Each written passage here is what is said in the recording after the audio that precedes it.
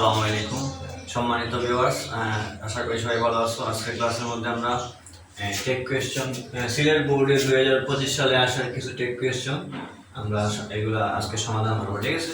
তো যারা এখনো আমাদের ইউটিউব চ্যানেলের মধ্যে নতুন তারা দ্রুত সাবস্ক্রাইব করে নিবা, যাতে করে সহজে ক্লাসের ভিডিওগুলো আপনারা পেতে পারেন, ঠিক আছে? তো দেখো এখানের মধ্যে আমি 5টা টেক কোয়েশ্চন লিখছি। আমরা টেক কোয়েশ্চনের প্রথম মানে টেক কোয়েশ্চন জিনিসটা আসলে কি সবাই কি জানি?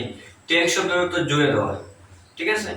আর কোয়েশ্চন শব্দের অর্থ প্রশ্ন, অর্থাৎ বাক্যের শেষে সমর্থন সূচক কোনো ধরনের প্রশ্ন জুড়ে দেওয়াকে টেক কোয়েশ্চনস বলে।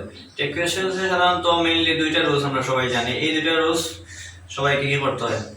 আগে বুঝতে হয় যে মানে এক্সাম্পল করার সময়, এক্সারসাইজ করার সময় বুঝতে হয় যে সেন্টেন্সটা অ্যাফার্মেটিভ আছে কিনা কিংবা নেগেটিভ আছে কিনা। যদি স্টেটমেন্ট বা সেন্টেন্সটা অ্যাফার্মেটিভ থাকে উত্তরটা হয় কি নেগেটিভ, ঠিক আছে? আর স্টেটমেন্ট যদি নেগেটিভ হয় উত্তরটা হয় কি অ্যাফার্মেটিভ বা হাবোধক। অর্থাৎ প্রশ্নের অর্থ বা হাবোধক আছে কিনা, আবোধক তাহলে উত্তর হয় নাবোধক, আর নাবোধক তাহলে উত্তর হয় কি হাবোধক। তাহলে আমরা এখন কথা না বলে ক্লাসে শুরু করি। ডোন্ট মেক লেট মানে কি কখনো দেরি করো না, লেটস গো, চলা শুরু করো, চলো লেটস গো মানে যাও, ঠিক আছে? এখানের মধ্যে দুইটা সেন্টেন্স, যদি সেন্টেন্সের মধ্যে মানে একটা প্রশ্নের মধ্যে যদি দুইটা সেন্টেন্স দেওয়া থাকে বা দুইটা লাইন দেওয়া থাকে, ঠিক আছে, তখন শেষের সেন্টেন্সটা আমরা আনসার করবো, ঠিক আছে? বুঝতে পারছেন যে লেটস গো আছে এখানের মধ্যে। আমরা একটা রুল জানি, লেট আস আর লেটস যদি থাকে সেন্টেন্সের মধ্যে তাহলে উত্তরটা হয় শেল উই। লেট আস তাহলে কি বসাই আমরা? Shall we. আর let him, let her, let them তাহলে উইল বসাই। Let him, let her, let them তাহলে কি বসাবো? উইল ইউ, ঠিক আছে? তাহলে লেট আস আছে এখানের মধ্যে, আমরা এখানে আনসারটা কি লিখবো? শেল উই বসাই, ঠিক আছে? তারপর দেখো কি লিখলাম, a barking dog seldom bites. Barking dog seldom bites এর মানে কি?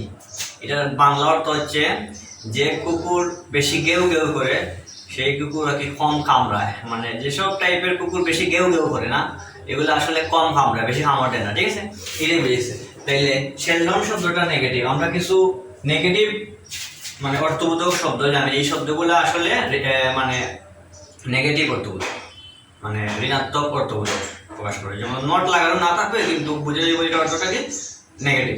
যেমন ধরো scarcely, scarcely, hardly, rarely, little, few, nobody, nothing, none, no one, এইসব টাইপের ওয়ার্ড হলো কি নেগেটিভ অর্থবোধক শব্দ। তাইলে এখানে এটাই বুঝেছে যে মানে বেশি গেউ গেউ করে কুকুর কম কামড়ায়, সেরকম আছে এখানে। তাইলে এটা আমরা নাবোধক আছে, কম কামড়ায় মানে মানে এটা ঋণাত্মক বা নেগেটিভ আছে, সেরকম যেহেতু আছে তাহলে এটা এদিকে কি উত্তরটা হবে পজিটিভ। তাহলে তোমার এখানে বাইরেলি মূলবার এস বাই যুক্ত আছে, আমরা জানি মূলবার এস যুক্ত হলে ডাস বসে, ঠিক আছে? তাহলে এখানে বিষয়টা হচ্ছে কুকুরের কামড়ানো বিষয়টা বুঝে নিচ্ছে। কামড়ানোর বিষয়টা বোঝানোর কারণে সাবজেক্ট হিসেবে আমরা ইট বসাইবো, ঠিক আছে? সেটা স্পেসিফিক একটা বিষয়বস্তু বুঝাইছে, যার কারণে আমরা সাবজেক্ট হিসেবে কি বসাইবো? ইট বসাইবো, ঠিক আছে? Money is a must for life মানে কি জীবনে চলতে গেলে কিন্তু টাকা পয়সার প্রয়োজন। মানি ইজ আলটিমেট পাওয়ার, মানি মানে টাকা ছাড়া জীবন আসল, ঠিক না? জীবনে চলতে গেলে অবশ্যই টাকা পয়সার প্রয়োজন আছে। তাইলে এখানে মানিটা একটা বিষয়বস্তু বুঝেছে, এখানেও সেম টাকাটা বিষয়বস্তু। বিষয়বস্তু যদি বোঝায় সেন্টেন্সের মধ্যে আমরা সাবজেক্ট হিসেবে ইট ব্যবহার করবো। কি ব্যবহার করবো? ইট, আইটি ইট। এটা হাবোধক আছে, না বুঝতে পারবো। ইজ এখানে হেল্পিং ভার্ব দেওয়া আছে, তাহলে কি হবো? ইজ নট ইট। বুঝতে পারছি? তারপর দেখো কি everybody believes this truth. Everybody believe this truth এর মানে কি? সবাই এই সত্যটি বিশ্বাস করে, ঠিক আছে না? আমরা একটা রুলস জানি, এভরিবডি, এনিবডি, সামবডি, নোবডি তাহলে সাবজেক্ট হিসেবে দে বসে। কি বলছি? এভরিবডি, এনিবডি, সামবডি, নোবডি তাহলে সাবজেক্ট হিসেবে কি বসে? দে বসে। আর এখানে দেখো হেল্পিং ভার্ব দেয়া নাই। আগে যেরকম হেল্পিং ভার্ব ইজ দেওয়া ছিল, এখানে হেল্পিং ভার্ব দেওয়া নাই। এখানে মূল ভার্ব দেওয়া আছে, কি মূল ভার্ব? বিলিভ হইলো মূল ভার্ব। তাহলে যদি হেল্পিং ভার্ব না থাকে তাহলে আমরা টেন্স অনুযায়ী কি বসাই? আগে যেরকম ডাল বসেছি না, এরকম টেন্স অনুযায়ী ডু, ডাল, ডিড বসাই দিব, ঠিক আছে? এখন দেখো এখানে মূল ভার্বের সাথে এস অথবা এস যুক্ত আছে। আমরা একটা রুলস জানি, সাবজেক্ট যখন থার্ড পারসন সিঙ্গুলার নাম্বার হয় তখন মূল ভার্বের সাথে এস অথবা এস যুক্ত হয়, ঠিক আছে? যখন সিঙ্গুলার নাম্বার হয় তখন আমরা ডাজ বসাইব, ঠিক আছে? মানে আমরা হি প্লেস ক্রিকেট, তখন এটা উত্তর দেব ডাজ নট হি, হিটা থার্ড পারসন সিঙ্গুলার নাম্বার। এখন দেখো এখানে আমাদের এস বাই এস যুক্ত আছে কিন্তু এটা third person plural number. Everybody believe the truth মানে সবাই সত্যটি কি করে? বিশ্বাস করে। তাহলে এভরিবডি প্লুরাল যেহেতু আছে, প্লুরালের সাথে হেল্পিং ভার্ব ডাজ কখনো বসবে না। মনে হবে এর আনসার দেব ডু, ডোন্ট। এটা হাবোধক আছে, না বোধক হইব, ঠিক আছে? তাইলে এখানে আমাদের উত্তরটা হইব কিনা? Don't play. ডোন্ট দে। ঠিক আছে, তারপর দেখো দ্য টিচার সেইজ, শিক্ষক বললেন charity begins at home. Charity মানে দান, দান করা সবার আগে।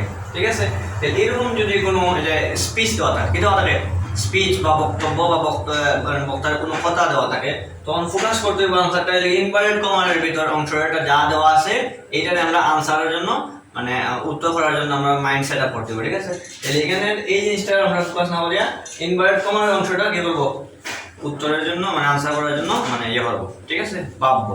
তাহলে charity begins at home, begin এখানে মূল ভাব দেওয়া আছে, বিগিনের সাথে এস ওয়াই যুক্ত আছে। ঠিক আছে, দান করাটা সবার আগে বুঝেছে। ঠিক আছে, এস বাই যুক্ত তাহলে আমরা কি বসাই, ডাল বসাই, তাহা বুঝে গেছে, না বুঝে গেলে ডাল নট ইট। দান করার একটা বিষয়বস্তু বুঝে নিচ্ছে, যার মানে কি আনসারটা ই দিব। আশা করি সবাই বুঝতে পারছো। আমরা পরবর্তী ক্লাসের মধ্যে অন্য কোনো সালের বা অন্য কোনো বোর্ডের 2025 সালের টেক কোয়েশ্চন কিংবা অন্য কোনো টপিক সমাধান করার চেষ্টা করবো ইনশাল্লাহ। সবাই ভালো থাকো, সুস্থ থাকো, দেখা হবে বিজয়ে। আসসালামু আলাইকুম।